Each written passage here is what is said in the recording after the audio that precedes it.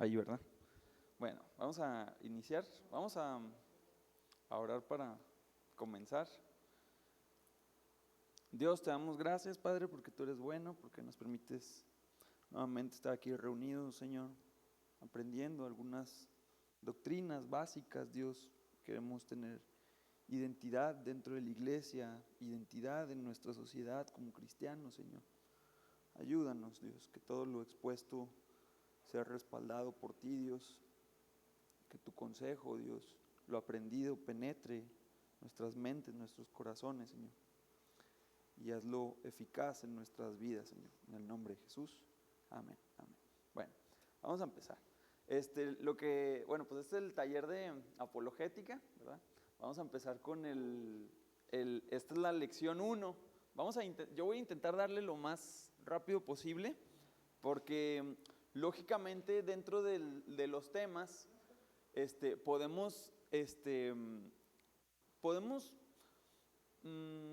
por ejemplo, tomar varias posturas. Por ejemplo, podríamos tomar apologética frente al ámbito de la sociología, por ejemplo, ¿sí?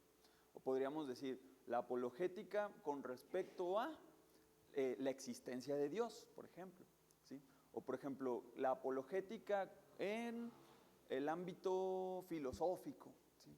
O sea, son muchas ramas que podemos abarcar, muchísimas. Entonces, nosotros en este caso nos vamos a enfocar en la existencia de Dios, ¿sí? O sea, yo creo que ¿por qué la existencia de Dios? Bueno, muchos estudiosos podrían llegar a la conclusión de que si nosotros llegamos a una respuesta, por ejemplo, con respecto a la eficacia de la Biblia o la inerrancia de la Biblia o la suprema autoridad de la Biblia, por decirlo así, si nosotros desglosamos ese punto, entonces todos los demás puntos son más fáciles de desglosar. Por ejemplo, si nosotros llegamos a ese punto, sería más fácil de desglosar temas como la deidad de Cristo, ¿sí? Como la existencia de Dios, porque esos son temas que la Biblia ya asume, por decirlo así, ¿sí me entienden? Entonces, pero de igual forma, si nosotros tomamos desde la perspectiva de la existencia de Dios, o sea, la existencia de Dios, lógicamente lo que continúa, o sea, igual la supremacía de la Biblia, ¿sí? O por ejemplo la deidad de Cristo, esos temas también se desglosan más fácilmente, partiendo de nosotros poder decir o poder comprobar que Dios existe, ¿sí me entienden? Entonces nosotros vamos a partir desde ese punto, porque lógicamente si partimos desde el tema de la infalibilidad de la Biblia, por ejemplo, o la supremacía de la Biblia, sería otro tema que tendríamos que, ¿sí? Entonces, lógicamente, pues vamos a intentar hacerlo lo más concreto posible y vamos a hablarlo con respecto a la existencia de Dios. Bueno, lo que es la apologética o lo que se encarga la apologética es la ciencia, ¿sí? Que se ocupa primordialmente de dar una defensa intelectual de las verdades afirmadas por nuestra fe, ¿sí? ¿Lo repito? ¿Sí? Bueno, la apologética es la ciencia que se ocupa, ¿sí? de dar una defensa intelectual de las verdades que afirma nuestra fe. Esa sería la definición de qué es la apologética, ¿sí? Esa sería la definición. Entonces, lógicamente, aquí hay una palabra clave, ¿no? Defensa intelectual, ¿sí? En este punto, el razonamiento por decirlo así, se une juntamente con la fe. No nada más es de que, oye, ¿sabes qué? Pues así es, ok, así es, o sea, y tú lo crees por fe y eso es correcto. Pero en este punto es cuando el razonamiento de la persona todavía su fe tiene más solidez, ¿verdad? Porque lógicamente la doctrina es razonable, es pensable. No nada más es, ¿sabes qué? Así es y pues así cómetelo, ¿no? O sea, es algo más razonable. Entonces, esto es de lo que se encarga la apologética. Vamos ahí a buscar Primera de Pedro, es 3, 14 al 16, lo vamos a buscar. Y bueno, lo voy a leer. ¿Sí? Primera de Pedro 3, del 14 al 16. ¿Sí? Bueno, la apologética, ¿en qué se respalda bíblicamente? Pues se respalda en un mandamiento que está escrito en este pasaje de la Biblia. Dice, mas también, si alguna cosa padecéis por causa de la justicia, bienaventurados sois. Por tanto, no os amedrentéis por temor de ellos, no razones, y estad siempre preparados para presentar defensa. Aquí entra un punto clave, para presentar defensa con mansedumbre y reverencia ante todo el que demande razón de la esperanza que hay en ustedes. ¿Sí? Después dice, teniendo buena conciencia, para que los que murmuran de vosotros, como de malhechores, sean avergonzados los que calumnian vuestra buena conducta en Cristo. ¿Sí? Entonces, esto es lo que dice Pedro, ¿verdad? Es lo que está diciendo. Entonces, en este mandamiento es que nosotros podemos respaldar la doctrina de la apologética, ¿sí?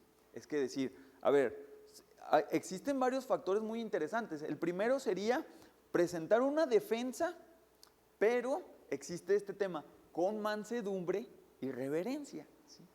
O sea, siendo siempre tranquilos en esa defensa a todo el que te demande razón de la esperanza que hay en ti. ¿Sí? Esa sería una característica. La segunda característica está muy interesante, pero aquí parece que Pedro está un poquito más agresivo, a lo mejor podríamos decirlo, pero dice, para que los que murmuran de vosotros, ¿sí?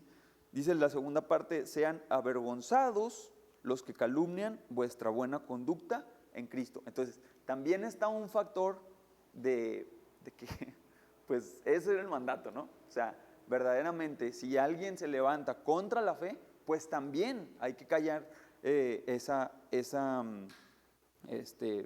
pues esa corriente o lo que sea, ¿no? Entonces, en ese pasaje nosotros vemos esos dos puntos muy interesantes, ¿no? Aquí voy a hablar un poquito de lo que creo que nosotros ya lo había comentado en varones, pero también está interesante poder tomarlo. Nosotros hablamos un poquito de lo que era la apologética en la iglesia primitiva, en la iglesia cuando inició, por decirlo así, ¿sí?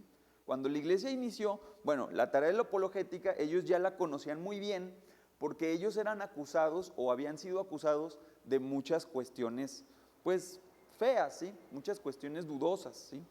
Por ejemplo, aquí yo les voy a decir algunas de los 4 como puntos que más se le atribuían a la iglesia cristiana en aquel entonces. Si gustan anotarlos, pues bueno, ¿no? Pero a resumidas cuentas, porque lógicamente voy a intentar explicar cada uno de los puntos. El primer punto, o bueno, ¿de dónde sacamos estos puntos? Los sacamos de cristianos primitivos, cristianos de la primera iglesia, de ahí, de muchos escritos que muchos cristianos hicieron, de ahí podemos sacar estos 4 puntos o estas 4 acusaciones primordiales contra la iglesia cristiana, ¿sí? De ahí los podemos sacar. Uno de los puntos es que, o algo de lo que se les acusaba, bueno, primero se les acusaba de que ellos eran como traidores a la autoridad del Imperio Romano en aquel entonces, ¿sí? Ya se les acusaba de esto. Antes de que Cristo muriera, o sea, no recuerdo exactamente el dato, porque a lo mejor unos 20 años antes de que Cristo fuese crucificado, ya se empezaba en el Imperio Romano a tener como una adoración al César, ¿sí? Entonces, lógicamente, el cristianismo, o sea, el cristianismo no tenía la categoría o no estaba como aceptada como una religión, ¿sí? Porque existía el judaísmo y del judaísmo era como una ramificación, o sea, se tenía como una secta del judaísmo, era el cristianismo, o una ramificación del judaísmo, ¿sí? pero el cristianismo como tal no tenía por decirlo así, la licencia de llamarse religión, ¿sí? Entonces, desde esa perspectiva, lógicamente, el ser cristiano tenía tanto deberes y bueno, tenía o era como algo para poderse señalar como ilegal, ¿sí? Porque no era algo establecido, era ilegal y lógicamente estaba pues a disposición de la ley, ¿verdad? De la autoridad, de lo que ellos quisieran hacer. Entonces, desde ese punto, ellos eran acusados de esto. ¿Por qué? Porque ya se practicaba una adoración al emperador, ¿sí? Se practicaba una situación que decían, bueno, ellos quemaban incienso delante del César, ¿sí? Y todos estos rituales que ellos hacían, los hacían como una forma de un acto en el que ellos demostraban una lealtad realmente, ¿sí? Una lealtad realmente al César, o sea, decir, ¿sabes qué?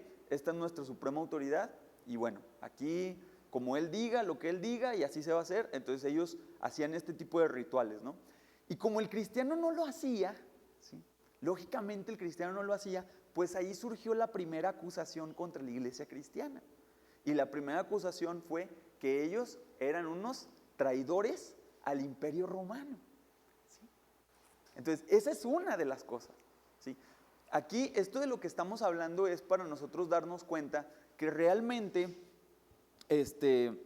la apología, la apologética, ellos la conocían muy bien porque ellos tenían acusaciones muy graves contra la iglesia, ¿sí entienden? Entonces, como ellos estaban sufriendo todos estos ataques, lógicamente ahorita sufrimos otro tipo de ataques, ¿verdad? Pero en ese entonces, pues lógicamente ellos tomaban estos puntos y los intentaban, pues refutar, ¿verdad? Al que decía, lo intentaban refutar. Entonces, aquí surgió un hombre llamado Justino Mártir, ¿sí? Que él afirmaba, o él ofreció la primera defensa contra esta postura, y él afirmaba que los cristianos eran modelos ejemplares de virtud cívica, ¿sí? Los cristianos son personas, son civiles ejemplares, ¿sí? Pero como ellos creen en un Dios, ellos lógicamente no te van a aceptar ofrecer adoración al César. Entonces, no es que sean traidores, pero no lo van a aceptar, ¿sí? Entonces, esa es una de las primeras acusaciones. La segunda acusación fue que, bueno, esto tiene que ver con el ateísmo. Bueno, sí, el ateísmo en Grecia tenían su panteón de los dioses. ¿Han escuchado las historias de los dioses griegos? De Zeus, de Hera, ¿sí? Bueno, ellos tenían su panteón de los dioses griegos. Y este punto de su panteón, por decir, ellos también iban y hacían como una especie de ritual en el que el cristiano tampoco iba a participar. Entonces, esa sería la segunda acusación. La tercera acusación todavía era un poquito más fuerte. Los primeros cristianos, ¿se acuerdan? Nosotros hemos estudiado aquí en la iglesia el libro de Hechos. En el libro de Hechos platica que los primeros cristianos se reunían en casas, ¿sí? Entonces, de esas reuniones en casas surgió el rumor de que las personas que se reunían en esas casas se reunían para llevar a cabo sus perversiones sexuales, ¿sí? Y no sé cómo se dice cuando tienes relaciones con tus familias, incesto, ¿sí? Entonces eran acusados de eso. Ese era un punto un poquito más grave. Es que se juntan allí y todo, y fíjate que este sería el cuarto punto interesante. Bueno, ¿has escuchado de que ellos practican la cena del Señor? Sí, he escuchado de que practican la cena del Señor. Bueno, ¿has escuchado en qué se basa la cena del Señor? La cena del Señor es beber la sangre del Señor y es comer la carne del Señor. Entonces, desde esa perspectiva, también fueron acusados de canibalismo, ¿sí? Entonces, esto es algo muy interesante porque la iglesia verdaderamente tuvo acusaciones serias en su momento, ¿sí? A lo mejor ahorita tenemos otro tipo de acusaciones. Por ejemplo, seguramente nosotros nos podemos topar con alguna persona que nos diga, oye, ¿sabes qué? No, ¿para qué vas ahí? Dios no existe, ¿verdad? Dios no existe, Ok, bueno. Entonces tú tienes, por ejemplo, ¿para qué vas allí si ahí te lavan el cerebro? ¿Verdad? Esa es otra acusación contra la iglesia moderna, podríamos decirlo. Pero en aquel entonces las acusaciones eran estas. Entonces, lógicamente, los cristianos, los primeros cristianos, empezaron a decir, oye, ¿sabes qué? No está bien que nos estén acusando de cosas falsas. Hay que empezar a levantar la voz y a ofrecer una respuesta intelectual a cada una de estas acusaciones. ¿Sí? ¿Tienen duda hasta ahí? Sin miedo, ¿eh?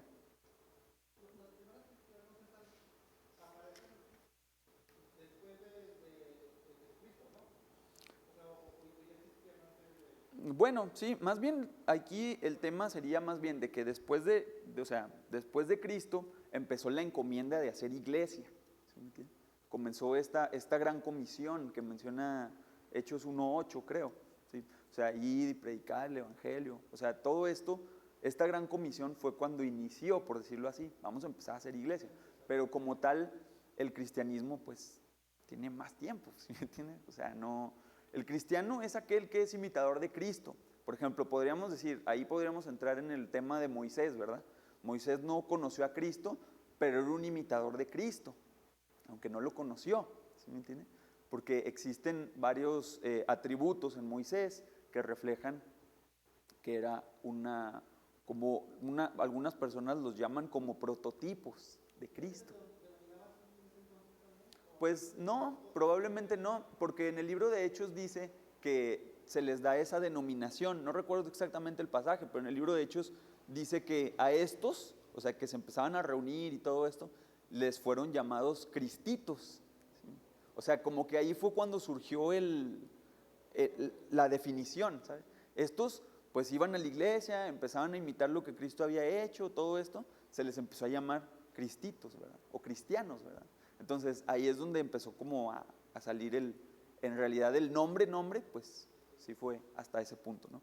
Bueno, entonces, lógicamente ellos pues tenían acusaciones fuertes, acusaciones que la verdad merecían una respuesta, y claro que por supuesto que cuando estos ofrecían estas respuestas, pues muchos dieron su vida por estas respuestas, ¿sí? Muchos dijeron, oye, ¿sabes qué? No. A lo mejor aquí lo cuento muy fácil, ¿no? Pero este tema de, ¿sabes qué? Pues los cristianos no van a adorar al César. Ah, ¿cómo que no van a adorar al César? O sea, no creas que el emperador dijo, no, está bien. Pues no, ¿verdad? O sea, muchos perdieron su vida, ¿verdad? Muchos dijeron, ¿sabes qué? Lo que tú estás enseñando, lo que sea, merece que mueras. Entonces, desde esa perspectiva, lógicamente que a nosotros como iglesia también debería darnos un fundamento sólido, de que nosotros, no es que al pastor se le ocurrió hacer una iglesia, sino que tenemos la doctrina de esos hombres que dieron también su vida, que igual a lo mejor la Biblia no dice sus nombres como tal, pero dieron su vida también para el crecimiento de la iglesia, ¿sí? Entonces, aquí vamos a ver otro punto interesante. Bueno, aquí voy a mencionar algo interesante de ¿para qué sirve la apología o la apologética? Bueno, ¿para qué sirve, verdad? El martes lo mencionamos en varones también. Mencionamos que existen 3 puntos o 3 procesos por el que pasa el cristiano. El primero, el más esencial, es el evangelismo, ¿sí? El evangelismo. El evangelismo es algo que tiene que ver con el Espíritu Santo de Dios, ¿sí? Es algo que tiene que ver única y exclusivamente con el Espíritu Santo, ¿sí? El Espíritu Santo entra al hombre, transforma su corazón, o sea, todo esto, ¿verdad? En esto nosotros no nos podemos meter, y el punto intelectual, por decirlo así, que ahorita nosotros estamos hablando, eso no tiene nada que ver con el punto de evangelismo. Pero existe un preevangelismo, ¿sí? Un preevangelismo.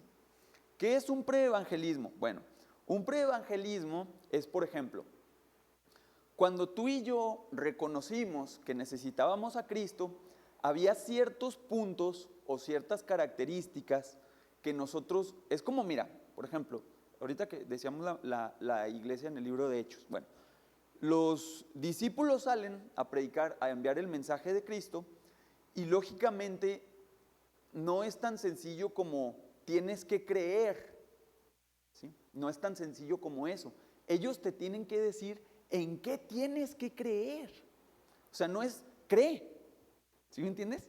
Sino que es, tienes que creer en esto. O sea, específicamente en esto. Entonces, esta información que te están dando forma parte del preevangelismo, antes de ser evangelizado. Antes de ser evangelizado, nosotros tuvimos que conocer alguna cosa acerca de Dios, conocer alguna cosa acerca de Cristo. O sea, esta clase de información es lo que entra en ese círculo del preevangelismo, ¿sí? Entonces ahí podríamos nosotros describir en nuestro cuadernito: preevangelismo es información antes del evangelio, ¿sí? Información que nosotros teníamos antes de ser evangelizados, ¿sí? El evangelio, obra del Espíritu Santo, ¿sí? Y existe, si ya existe el preevangelio y el evangelio, ¿qué se les ocurre que existe? El post-evangelio, ¿verdad? Lo que es después del evangelio. Y esto tiene que ver con el hombre, con la información que también recibe después de haber sido evangelizado. Es como este tema, bueno, yo ya recibí a Cristo, yo ya recibí tu salvación, ahora, maestro, ¿qué quieres que yo haga? Esa serie de información que continúa. O sea, la vida del cristiano no se acabó cuando ya recibiste el evangelio, no, ¿verdad? El evangelio es algo glorioso, es lo más glorioso que el hombre puede recibir, pero existe un proceso después del evangelio también, ¿verdad? Entonces es ahí cuando empezamos a caminar con nuestras luchas, a tener problemas, a luchar con nuestra carne, todo esto, ¿verdad? Y esto es algo que también ayuda la apología, ayuda a decir, ¿sabes qué? No sé, a ofrecer respuestas a nosotros mismos, ¿sí? Entonces, aquí también hay algo muy interesante que me gustaría compartir, es que, dentro de esas tres, preevangelismo, evangelio y postevangelismo, también podríamos como, que a lo mejor, por ejemplo, si lo tienen así como cuadro sinóptico, ¿sí? Así, por ejemplo, pueden poner preevangelio, ¿sí? Y luego abajo, por ejemplo, hay un concepto que se le llama, creo que,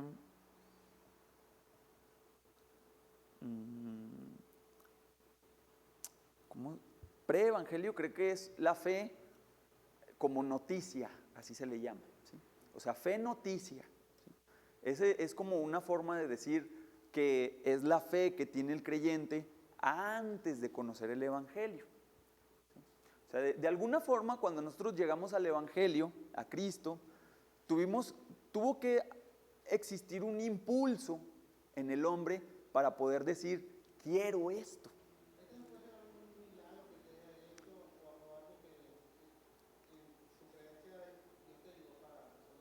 Sí, ajá. De hecho, nosotros platicamos también en varones, no sé si se acuerdan, un tema de que nosotros tenemos como balbuceos espirituales, por decirlo así. ¿A qué me refiero yo con balbuceos espirituales? De que nosotros no tenemos la misma información cuando recién llegamos al evangelio a 3, 4 años después. No tenemos la misma información, ¿sí? Pero, por ejemplo, aunque una persona recién llega al evangelio, él no entienda muy claramente, por ejemplo, lo que es la Trinidad, Padre, Hijo, Espíritu Santo. No entiende eso como tal. Pero aunque no lo entienda, su oración con sus balbuceos, o sea, refiriéndome a que es un bebé, es eficaz delante de Dios, ¿sí? Entonces, esto es exactamente igual. Esa fe es una fe mínima, o sea, muy, muy, muy mínima, con información muy leve, pero de alguna forma fue eficaz para poder decir, yo necesito de Cristo, ¿sí? Después llega el evangelio, ¿verdad? Esa es la fe que le dicen, a ver, es que no lo encuentro, creo que lo anoté. La fe, a esa le dicen la fe ascensus o en ascenso, la fe en ascenso. O sea, es una fe que empieza gradualmente a crecer, ¿verdad? Y la última fe es la fe,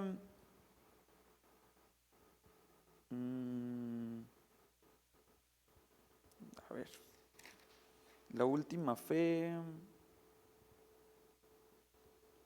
es la fe, bueno, creo que era la que llamaban viva, ¿sí? Como fe viva, ¿sí? O sea, era la última, como la más alta, ¿sí? La más alta era la fe viva, ¿sí? Entonces, bueno, hasta aquí. ¿Tienen otra duda de ese punto? ¿Para qué sirve la apología? Ya vimos como qué es la apología, ahora ya vimos para qué sirve la apología, ¿sí? Bueno, vamos a continuar. El otro punto sería, bueno, vamos a entrar ya ahora sí como que en materia o en tema de, ahora sí, a ver, mi César, bueno, está bien, ya me dijiste un poco de cosas, ahora dime qué cosas son las que ataca el ateo o el agnóstico, ¿verdad? Una persona que dice, Dios no existe, o una persona que dice, yo no sé si Dios existe. Es una postura completamente distinta, ¿verdad? Una persona que te dice, Dios no existe, o sea, total negación, a una persona que dice, yo no sé si Dios existe. O sea, yo no conozco a Dios, no sé si Dios existe, pues ahí está. Esa es una postura escéptica. La otra postura es una postura atea.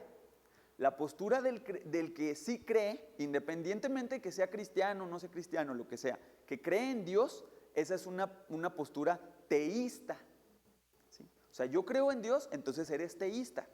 Tú no crees en Dios, eres ateísta, ¿sí? Tú no sabes si Dios existe, bueno, ese es un agnóstico, ¿sí? Gnóstico, o sea, nace de esa corriente filosófica, ¿sí? Nosotros lo vamos a ver un poquito más profundo después, pero ahorita existen, y aquí esto es lo que voy a mencionar porque está muy interesante, existen 4 bases, o sea, 4 bases que son como 4 bases del conocimiento, y estas bases son impuestas no por el cristianismo, sino que son impuestas por la filosofía. Ahorita voy a decir por qué estoy mencionando aquí a la filosofía. Bueno, porque la filosofía establece estos 4 puntos que nosotros vamos a intentar desglosar para evaluar si un argumento es correcto o es incorrecto. Son 4 puntos esenciales, o sea, son como reglas básicas de la argumentación. Cuando nosotros tenemos una plática con alguna persona que no es creyente, o sea, que te dice, Dios no existe, y está en total negación delante de Dios, bueno, ¿por qué dices que Dios no existe? Como ahorita lo leímos, ¿no? En el caso de Primera de Pedro, con reverencia, humildad. A ver, ¿por qué no? No, ¿verdad? A ver, ¿por qué dices que Dios no existe? ¿Sí? Bueno, Él te va a ofrecer un argumento. Tú ya vas a saber, en base a estos 4 puntos, y yo enfatizo este punto de que no está establecido por la Biblia, pero sí están asumidos en la Biblia. O sea, son 4 puntos no establecidos por la Biblia, o sea, Dios no dijo, son estas 4 leyes para definir un argumento, no, pero la Biblia los define muy bien, ¿sí? Entonces, desde esa perspectiva, cualquier argumento ofrecido en contra del teísmo que tú tienes, tiene que ser evaluado sobre estos 4 puntos, y si resulta bien, por decirlo así, ¿sí? Si resulta bien, entonces significa que el argumento es, pues, coherente, por decirlo así, ¿sí? Habría que analizarlo todavía un poquito más profundo, pero la Biblia, aunque no te describe estos 4 puntos como tal, sí los asume en muchos de sus versículos, muchos, ¿sí? Uno de los 4 puntos que vamos a desglosar, no sé si me dé para darlos todos, a lo mejor pero bueno, tenemos tiempo, ¿verdad? Son 4 lecciones. El primero sería, ahí estaría bueno que lo hicieran así como en lista, ¿sí? El primer punto sería la ley de la no contradicción. Ley de no contradicción, ¿sí? Ese sería el primer punto. ¿Qué se les ocurre por ley de no contradicción? ¿Qué se les ocurre? Así como que lo primero que les venga a la mente. Sí. ¿Sí? Puede ser. ¿Qué más se les ocurre? Ley de no contradicción. Vamos a pensarlo así. Es un argumento, lo voy a filtrar por la ley de la no contradicción. ¿Qué significará eso? Bueno, más bien sería que ese argumento, o sea, desglosándolo, no tiene que tener una contradicción en sí mismo. Por ejemplo, el cristianismo es muy atacado de ser contradictorio. ¿Han escuchado? ¿Han escuchado personas que les dicen, es que eso es muy contradictorio? ¿Sí? O sea, lo que te dicen ahí es como contradictorio. O sea, ¿cómo puede ser posible? Por ejemplo, a ver, explícame tú la Trinidad. A mí me gusta mucho el tema de la Trinidad, ¿verdad? Por eso lo digo mucho. Pero explícame la Trinidad.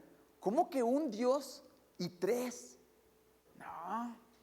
O sea, como que está raro, ¿sabes?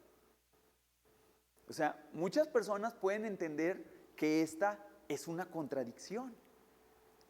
Nosotros vamos a ver si lo que nosotros creemos, o sea, siendo teístas, o sea, bueno, yo se los digo y les digo las leyes, pero lo que nos importa es ver si de nuestra parte, o sea, nuestra fe, lo que nosotros creemos, pasa por esas leyes, ¿sí? O sea, si lo que nosotros creemos, poniendo esas 4 leyes, como que, así como en los aeropuertos, ¿no? Donde pasan las maletas para ver si no traes pues metales o cosas así, ¿no? O sea, estas son el filtro, son las 4 leyes, vamos a pasar nuestra fe, vamos a pasar lo que nosotros creemos y vamos a ver si no pita, a ver si no sale rojo. Nosotros esperemos que salga verde, ¿verdad? Entonces, nosotros vamos a filtrar este tipo de cosas sobre estas leyes que les voy a decir. La primera ley, les dije, es ley de la no contradicción, ¿sí? La segunda ley es... sí, la segunda ley es... Bueno, ¿cuál era? Ley de... A ver, permítanme... Sí, ley de la causalidad. Ley de la causalidad. ¿Sí? Es ley de no contradicción, ley de causalidad. Causalidad. Esa está más fácil, ¿no? ¿Se acuerdan? ¿Han escuchado la teoría del Big Bang? ¿Sí? La han escuchado y han escuchado que dicen, pues todo tiene que tener un principio. ¿Sí? Bueno, esa es una ley de causalidad. Después nosotros también vamos a filtrar nuestra fe en esa ley, ¿sí? Otro punto sería la ley, la confianza, así le van a poner, después lo voy a intentar explicar también, la confianza en nuestros sentidos básicos, la confianza en nuestros sentidos básicos, ¿sí? Y la última sería el lenguaje correcto. Entonces sería como el cuarto punto, ¿sí? El lenguaje correcto, así. Entonces, estas cuatro leyes, nosotros vamos a filtrar nuestra fe por ahí, ¿sí? ¿Estamos de acuerdo? Bueno, entonces, ahorita existe mucho el tema de que dentro de las universidades, a veces, si nos ponemos nosotros a platicar, por ejemplo, los que tienen hijos, si tienen chavos que están en prepa, secundaria, ¿sí? Y muchas veces ellos se ven, pues, están dentro de una corriente en donde los maestros, o hay una gran cantidad de maestros que son ateos, ¿sí? Son muchos maestros dentro de las instituciones que ellos dicen, Dios no existe. Entonces, esto nace, ¿de qué nace esto de que exista? Bueno, nace de que existe una corriente, ¿sí?, que dice que para que una persona sea inteligente o pueda ser catalogada como una persona suficientemente razonable, tiene que tener una idea clara en su cabeza de que no existe la verdad absoluta. ¿Sí? No existe una verdad absoluta. Entonces, esto es como algo que está como prerequisito para el estudiante. Si tú quieres verdaderamente aprender algo, tienes que entender que no existe una verdad absoluta.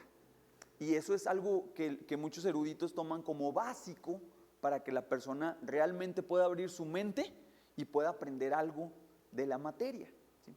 Entonces, esta es una corriente, lógicamente, que no tiene nada que ver con el cristianismo, pero nosotros si evaluamos esa ley o esa situación de que las personas tienen que tener en claro que no existe una verdad absoluta, cuando nosotros decimos que no existe una verdad absoluta, estamos diciendo una verdad absoluta.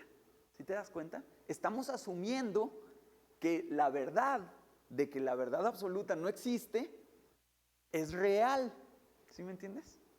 ¿Sí me entendieron o no? Si no me entendieron, lo vuelvo a decir. Parece trabalenguas, sí parece trabalenguas. Pero mira, si una persona dice, la ley, o sea, tú necesitas tener en claro que no existen verdades absolutas. La Biblia está llena de verdades absolutas, ¿estamos de acuerdo? Tú tienes que tener en claro que no existen verdades absolutas. Si tú, bueno, lo voy a poner en palabras un poquito más así. Es que tienes que ser abierto a las ideas de los demás, porque no existen las verdades absolutas. Cada quien tiene una vida distinta y cada quien interpreta la verdad como, o sea, ahora sí que a cada quien cuenta la feria como le fue, o ¿cómo dice? Cada quien cuenta como le va en la feria, ¿verdad? Entonces, tu verdad, aunque tú la profeses como verdad, no puede ser que no sea mi verdad. Entonces, tú no asumas de que tu verdad es absoluta, ¿sí? No lo asumas así. Entonces, esta afirmación que la persona hace es una verdad absoluta, porque ellos están afirmando que para que una persona sea inteligente tiene que ser abierto. ¿Sí me entienden? Entonces, desde esa perspectiva, él está asumiendo una verdad absoluta también. ¿Sí? ¿Sí quedó un poquito más claro eso? ¿O no?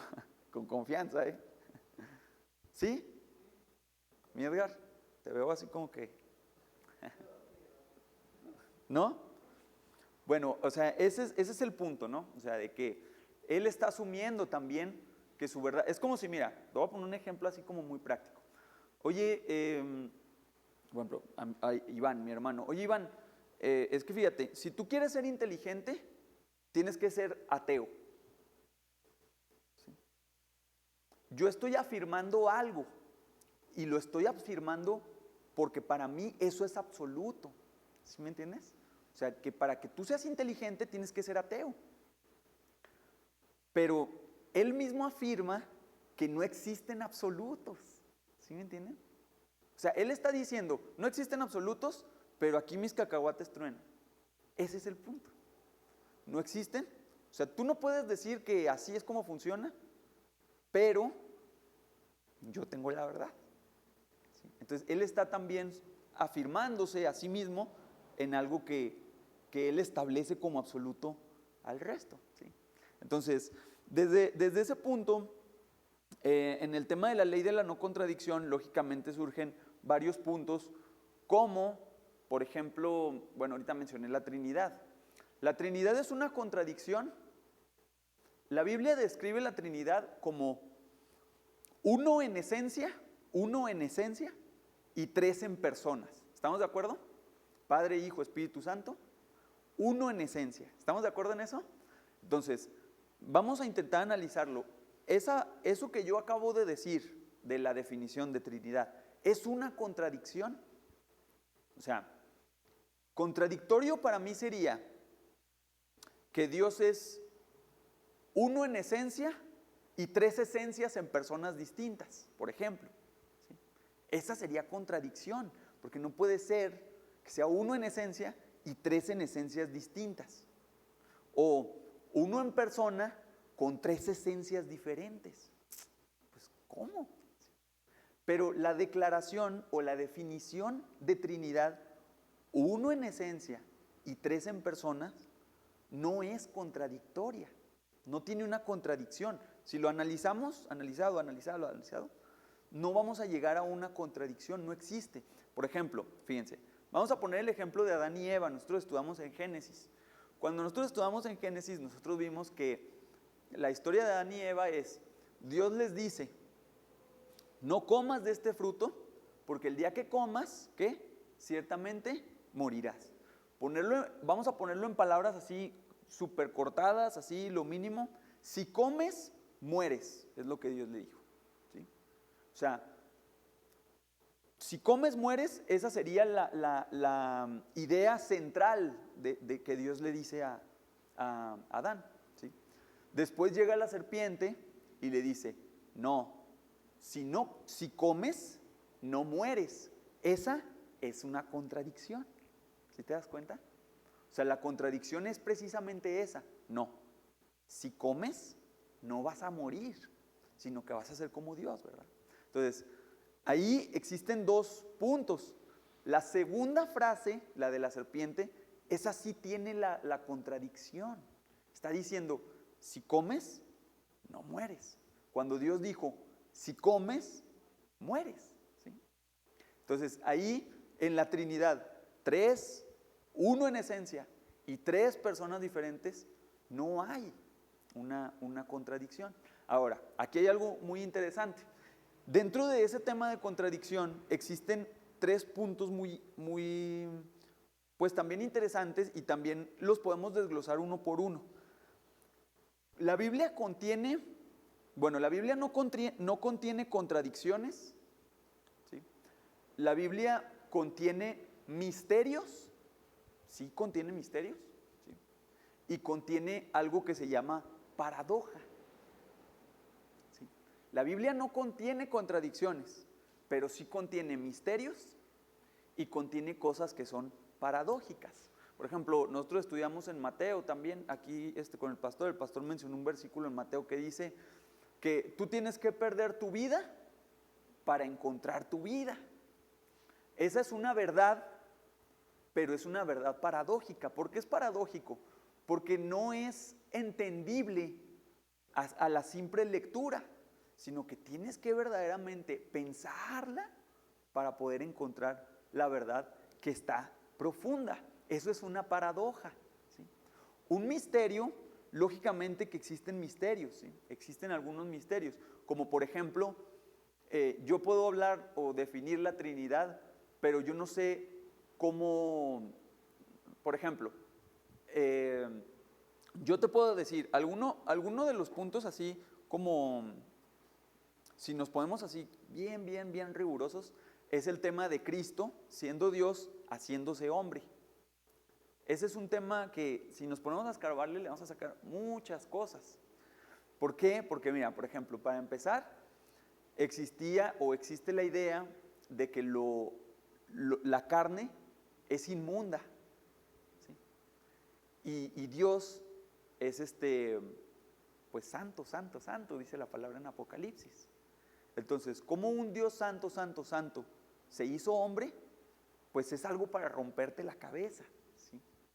Es un misterio, o sea, aunque sí lo definimos, sí tiene, escarbándole más a Cristo, sí tiene un grado de misterio, ¿sí? O sea, sí lo definimos, lo sabemos, así pasó, e incluso existen datos históricos de que un hombre llamado Jesús, ¿sí? O sea, independientes de la Biblia, la gente lo define como el Jesús histórico. No es el Jesús de la Biblia, es el Jesús histórico. Bueno, es el mismo Jesús, ¿sí? Entonces, de que existió Jesús, existió, y la historia, la ciencia, así lo valida.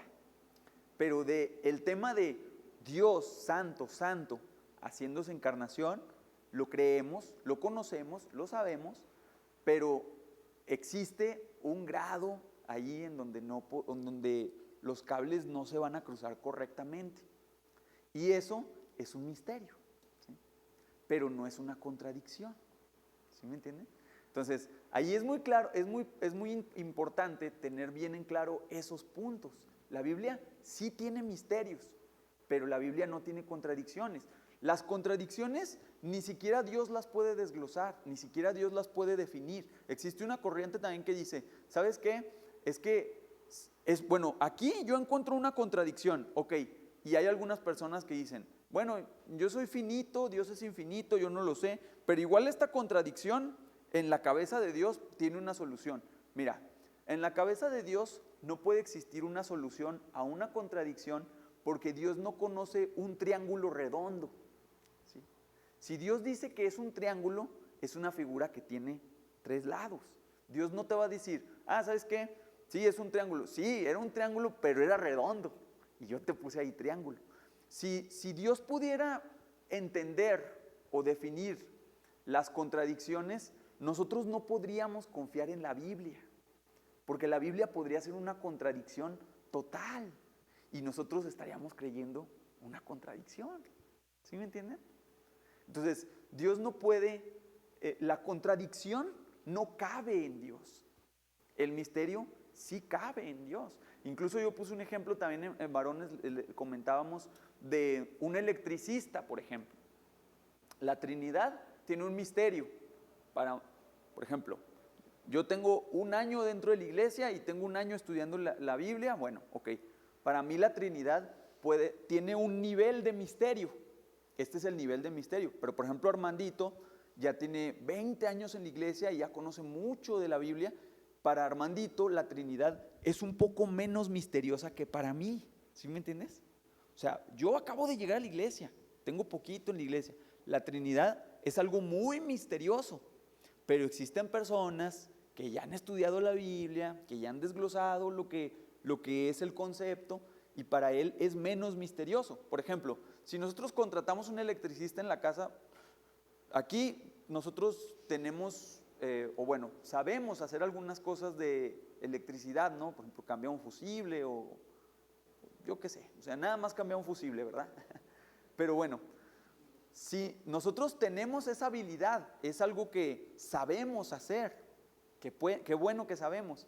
Pero imagínate que nosotros le digamos a un electricista, venga, arrégleme, hay cosas dentro del ámbito eléctrico que para el electricista son menos misteriosas que para mí, ¿sí? Yo, si le meto un tenedor ahí, yo no sé cómo va a ser el golpe, ¿sí? Pero el electricista sí sabe eso. Entonces, hay cosas que para mí son más misteriosas, pero para las personas que han estudiado ese rubro específicamente, son menos misteriosas para mí. En eso nosotros nos podemos apoyar con esas personas. Nos podemos apoyar. Entonces, dentro de la iglesia, dentro de esta ley, la Biblia puede tener misterios, pero no contradicciones. ¿Sí? Y tiene verdades paradójicas, que son ¿qué? Verdades más profundas, verdades más profundas. No es tan simple como, o sea, volviendo al ejemplo, tienes que perder tu vida para encontrar tu vida, Dios no está incitando al suicidio. Es una verdad más profunda. Entonces ahí tienes que escarbarle un poquito más. ¿Sí? Entonces, la Biblia tiene paradojas y tiene misterios, pero no contradicciones. ¿Sí? Entonces, ¿hasta ahí todo claro? ¿Sí? ¿Todo claro? Bueno, vamos a continuar. El segundo punto es algo que nosotros, y yo creo que hasta aquí lo voy a dejar rapidote, es el segundo punto, les dije, ley de la causalidad, ¿verdad? ¿Sí? Bueno, la ley de la causalidad también radica en una idea que tenía un estudioso que muchos de nosotros deben de haber escuchado, un filósofo llamado Aristóteles, ¿verdad? Que él mencionaba, o sea, antes de Cristo, 300 años antes de Cristo, ¿sí? Antes de Cristo, él decía que todo efecto tiene que tener una causa. Eso era lo que él decía. Entonces, desde ese punto de todo efecto tiene que tener una causa, muchas personas, algunos otros filósofos comenzaron Aristóteles decía que, a ver, vamos a intentar pensarlo, ¿sí? Vamos a pensarlo. Y todo esto tiene que ver con cómo nació el universo, ¿sí? Cómo nació el universo. Entonces, a ver, Aristóteles decía que todo efecto es producido por una causa. Bueno, entonces nacieron algunos ateos que hicieron algunas obras y ellos empezaron a meditar sobre esta premisa de Aristóteles y dijeron, bueno, entonces yo voy a intentar ver, esa silla tuvo que haber sido provocada por algo. Bueno, pues, probablemente se requirió un herrero, se requirió un carpintero, comenzaron a hacer. Cuando ellos se dieron cuenta, ellos cayeron en una idea de que para dar una conclusión de algo teníamos que caer en una regresión absoluta, en una regresión absoluta. ¿Cómo una regresión? Bueno, pues yo vine de mi mamá vino de mi abuela vino de mi bisabuela, o sea, ¿sí? Esa es una regresión absoluta. Y esa misma fórmula se le tenía que aplicar a todo el universo para llegar a la raíz de todo y de dónde nació todo, ¿sí? De ahí nacieron muchos filósofos que dijeron, sí, pues es que mira, Aristóteles dijo que todo efecto es provocado por algo, ok, entonces, pues todo viene de algo. Pero fíjate, ahí está otro error. Aristóteles dijo que toda causa, ¿sí? Todo efecto tiene una causa. No dijo que todo tiene que provenir de algo. ¿Sí me entiendes? O sea, el efecto no es un objeto. ¿Sí me entiendes? El efecto no es un objeto en sí. ¿Tú qué entiendes por efecto? Un efecto. Por ejemplo, los que jugamos fútbol han escuchado pégale con efecto, ¿nunca han escuchado eso? ¿Sí? Pégale con efecto es como pegarle para que el balón haga así, ¿sí? O sea, pégale para que le pegas así y el balón como que va a dar vuelta y va a ser así, ¿sí? Entonces, el efecto es, ¿verdad? Fue provocado, o sea, algo lo causó, pero ese es un efecto. Pero el balón no es un efecto, el balón es un objeto, ¿sí? ¿Sí me entiendes? Entonces, lo que Aristóteles decía, fíjate, y esto era algo muy interesante, porque Aristóteles hizo varias afirmaciones muy interesantes 300 años antes de Cristo. Hizo afirmaciones como de que, hay otra afirmación que él hizo de que decía que no existía, o sea, como que, bueno, a raíz de todo esto, de la causa y el efecto, él decía que no había forma en la que no existiera un Dios, porque forzosamente el universo requería una causa inicial no causada, ¿sí? O sea, él pensando en cómo se formó todo, o sea, él llegó a la conclusión de, ¿sabes qué? Forzosamente tiene que existir en el fondo una causa que no fue causada por nada. Para nosotros cristianos, eso es fácil de deducir, era Dios, pero él simplemente llegó a esa conclusión, vamos, ¿sí? A esa conclusión. En el fondo existe algo, no sé qué, pero tiene que ser algo que no fue provocado por nada, ¿verdad? Porque si ese algo fuese provocado por algo, entraríamos en este círculo infinito y entonces, ¿quién creó a Dios? ¿Sí? Y ese que creó a Dios, ¿quién lo creó a él? ¿Sí me entienden? Y eso pues no tiene cabida en el cristianismo, ¿sí? Entonces, bueno, hasta aquí yo creo que, bueno, falta un minutito, le voy a dar rapidote a este último punto. Entonces, la ley de la causalidad no es que todo tiene que tener una causa, sino que es que todo efecto tiene una causa, ¿sí? Todo efecto, no que todo tiene que tener una causa. Un objeto no es un efecto, ¿sí? Un objeto no es un efecto. Y bueno, aquí está muy interesante. Le voy a dar rapidote el último punto a ver si alcanzamos. El último punto, el tercer punto, bueno, es su tercer punto, pero el tercer punto es la confianza, ¿en qué? En nuestros sentidos básicos. Ok, bueno, aquí se desglosa otro punto muy interesante. ¿Por qué les menciono todos estos puntos? Porque lógicamente cuando una persona formula o arma un argumento en contra de la religión, casi siempre como que va a negar alguna de estas 4 leyes, ¿sí? Va a decir, no, la de la contradicción, olvídalo, ¿sí? O la de la causalidad, o sea, ¿sí? Entonces, aquí es algo muy interesante porque la persona formulará un argumento y casi siempre lo formulan negando uno de estos, ¿verdad? Pero la Biblia asume todos estos 4 puntos. Este último punto se llama la confianza en nuestros sentidos básicos. Bueno, la confianza en nuestros sentidos básicos es algo que nació de que algunos filósofos, otra vez, ¿sí? Lógicamente entre los filósofos había muchas crisis, ¿no? Muchas crisis en el conocimiento. De repente salía uno y decía una cosa, y de repente salía otro y decía otra cosa, y no se ponían de acuerdo, ¿verdad? Entonces, lógicamente que de ahí nacieron muchos ateos, nacieron muchas personas que no creían en Dios, nacieron infinidad de ateos, ¿sí? Pero nosotros tomamos estos puntos de ellos para ver que la Biblia los asume claramente. Este punto de la confianza básica en nuestros sentidos dice que el hombre es incapaz, o sea, volviendo a ese tema de la causa, del efecto causado, que el hombre es incapaz de saber todo lo que provoca ese efecto. Voy a poner un ejemplo. Suponiendo, vamos a imaginar una mesa de billar, ¿sí? En donde una persona pues está jugando, lo que sea, y tiene el taco, sí se llama taco, ¿verdad? Y le pega a una bola y la tiene que meter en una bolsa.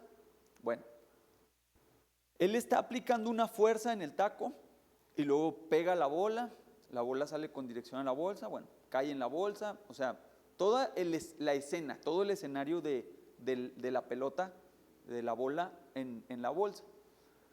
Nosotros en ese escenario, nosotros podemos decir, bueno, o sea, el efecto fue el movimiento de la bola cayendo en la bolsita. Si nosotros dijéramos, ¿qué lo provocó? ¿Qué diríamos? ¿Qué provocó ese efecto de la bola entrando a la bolsa? ¿Qué fue lo que lo provocó? ¿Qué diríamos? ¿El taco? Bueno, ahí podríamos decir el taco. ¿Otra cosa que se les ocurra? La fuerza. ¿Qué más? La inteligencia del que lo manejó. ¿Qué más? ¿Qué se les ocurre? Imagínense toda la cantidad de factores que pudieron haber contribuido a que la pelotita cayera en esa bolsa. ¿Qué más se les ocurre? ¿Qué más? Pues la habilidad, ¿no? La habilidad del... ¿Qué más? Movimiento. La dirección, la posición del brazo, ¿verdad? Yo no soy experto, pero bueno, la posición del brazo, ¿verdad? O sea, muchas cosas, ¿verdad? Muchas cosas. Entonces, lo que muchos dijeron es de que nosotros nos equivocábamos en decir, en que simplemente dábamos como soluciones muy básicas. Por ejemplo, podríamos decir, ¿qué lo provocó? Pues el hombre. Y ese es el problema que nosotros cometemos cuando queremos encontrar, por ejemplo, en este caso, paradojas.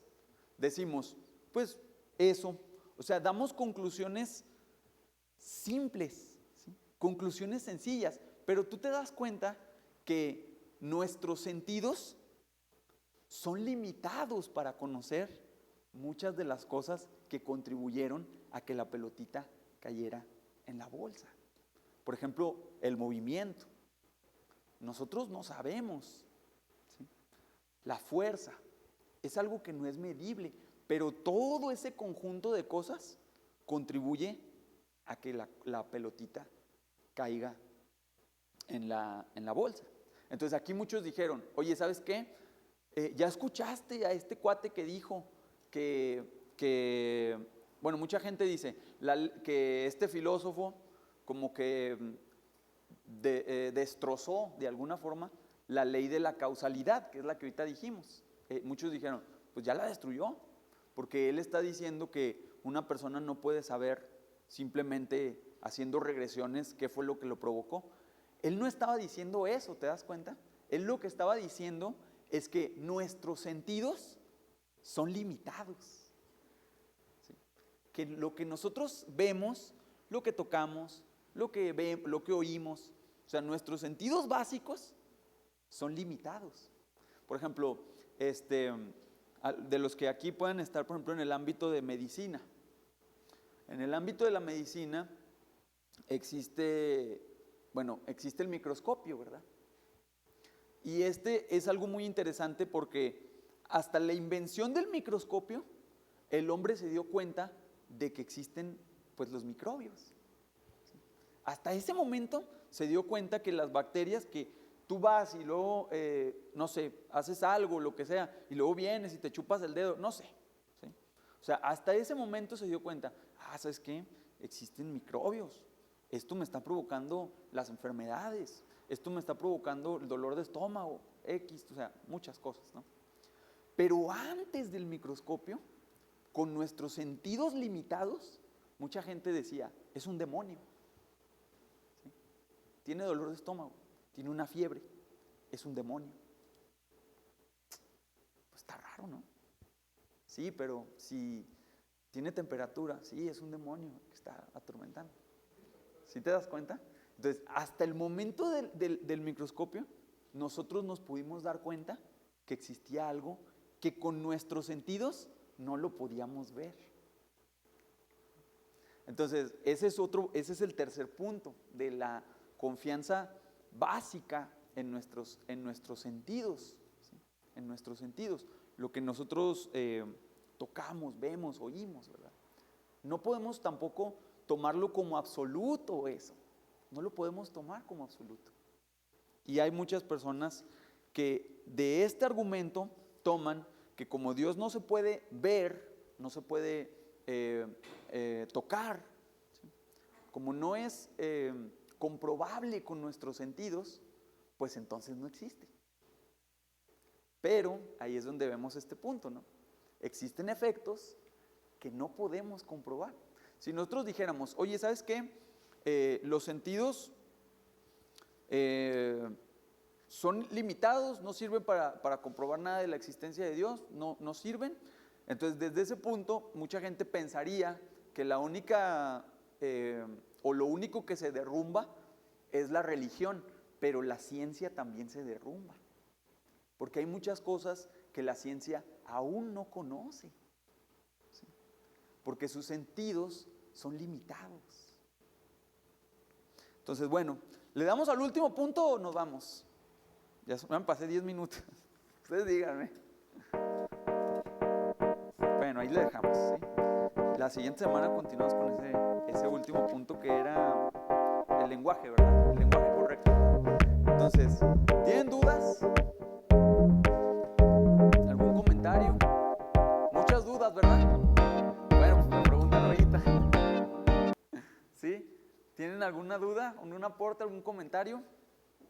¿No? ¿Seguros? Bueno, de todos modos, pues lo que platicamos se lo llevan de tarea, ¿no? Se lo llevan de tarea y ya en la semana que les explote la cabeza y el otro jueves aquí nos vemos, ¿sí? Vamos a orar para despedirnos. Dios, te damos gracias, Señor, porque tú eres bueno, que nos permites nuevamente estudiar, Dios, aprender un poco más de algunas cosas como esta ciencia, estas doctrinas que podemos nosotros utilizar con nuestros hermanos, con familiares que igual a lo mejor aún no te conocen. Ayúdanos a ser útiles, Dios, para tu obra, Dios, en esto que comentábamos, el pre-evangelismo, Dios, el post-evangelismo, Dios. Probablemente en el evangelio nosotros no tenemos parte, Dios, pero aún así queremos ser instrumento en tus manos, Señor. En el nombre de Jesús, todo lo expuesto lo ponemos en tus manos. Amén. Amén. Gracias, César. Bueno, nada más es recordarle que van a ser 4, es el primero. Todos los jueves a las 8 de la noche, 8:05 más tardar empezamos porque sabemos que hay que dar de cenar, los niños, estudiar, y que sean constantes. Y acuérdense que esto de la apologética nos va a servir mucho para, inclusive de esa gente que a veces nos hace dudar de lo que creemos, ¿no?